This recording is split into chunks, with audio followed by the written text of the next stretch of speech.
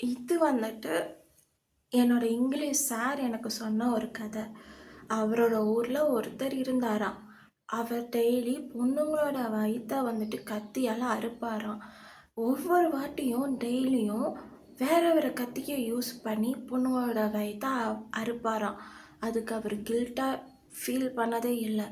And கிராம மக்களும் அதை பத்தி பெருசா கண்டுக்கல.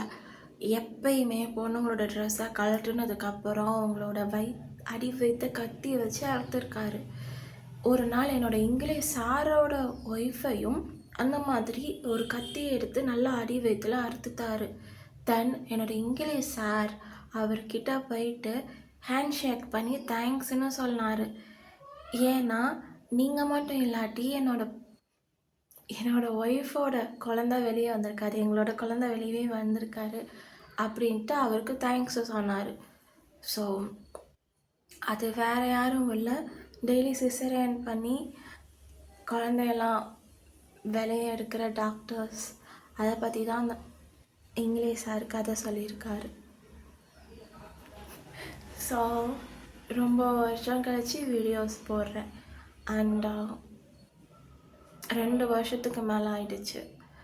என்னை நம்பி சப்ஸ்கிரைப் பண்ண அந்த 300+ ஆளுங்களை எதுக்கு சப்ஸ்கிரைப் பண்ணாங்கன்னே தெரியல.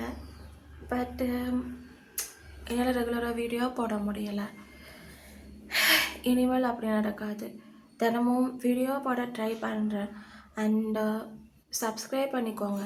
ரொம்ப நாளுக்கு அப்புறம் வீடியோ போடும்போது இந்த மாதிரி ஒரு ஸ்டோரியோடு ஸ்டார்ட் பண்ணால் அது நல்லா இருக்கும் அப்படின்னு நினச்சி தான் இந்த ஸ்டோரி சொன்னேன். ஓகே, இனிமேல் ரெகுலராக வீடியோ போட ட்ரை பண்ணுறேன்.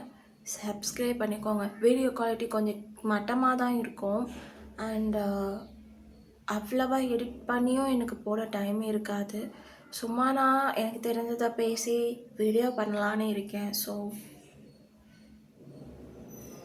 உங்களுக்கு நிஜமாவே நல்ல மனசு இருந்தால் சப்ஸ்கிரைப் பண்ணுவீங்க. எனக்கு தெரியும் உங்களுக்குலாம் நல்ல மனசு இருக்குது அப்படின்னு. அண்டு லெட்ஸ் see, ஒரு 6 மாதம் கண்டினியூஸாக வீடியோ போடணும். இது ரீச் ஆகுதோ இல்லையோ, வியூஸ் வருதோ இல்லையோ. ஓகே, டடா.